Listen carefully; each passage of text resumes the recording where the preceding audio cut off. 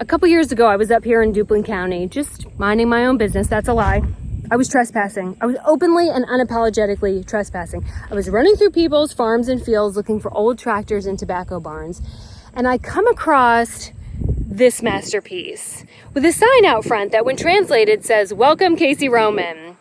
So I go running up to the front porch and I put my foot on one highly questionable floorboard. See my whole life flash before my eyes and decide that I do not want to become unalived in Duplin County. Years go by and I get a message from a woman named Suzanne. She's asking me about restoring and rehabbing and selling old homes, and she sends me a picture of her family's home estate. And I said, "Well, God bless, Suzanne. I've been trying to break into your house for years." Well, I'm back here now with Suzanne. Suzanne has the key. Suzanne has the story, and that means we get to have an adventure.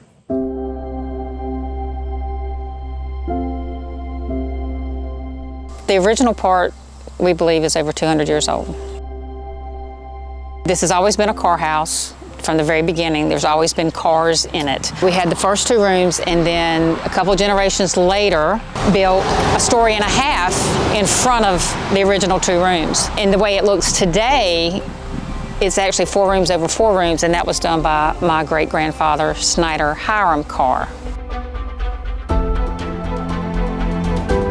There was a driveway that went all around the house, and you went in the kitchen door, and the kitchen was very tiny, and it had like that round kitchen table that everybody had, and you could barely get around the kitchen, and Grandmama's in there, cooking the best fried chicken ever.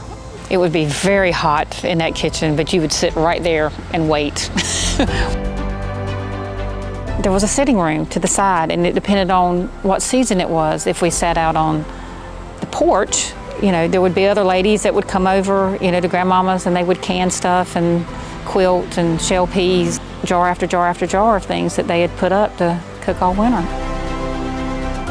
It was great. It's such a missed thing for generations after that didn't grow up beside Grandmama's house and get to go to Grandmama's house just every day and, whenever you wanted. My grandmother and granddaddy were the last people to really live in the house. So when they both passed away, there was no one to live in the house. And then I don't live nearby, and my brother has passed away. So this is how it's gotten to this point. That's why it is like it is. People on different web pages think, nobody cares about the house. Why do they let houses go down like that? And I promise you, every house has a story of why it's like it is. And it's just got my heart.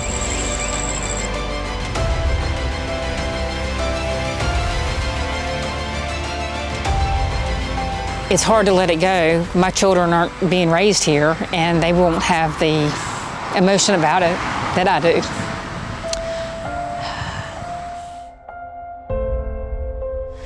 It's a lot of the history, and it's been in our family, and I want it to stay in our family.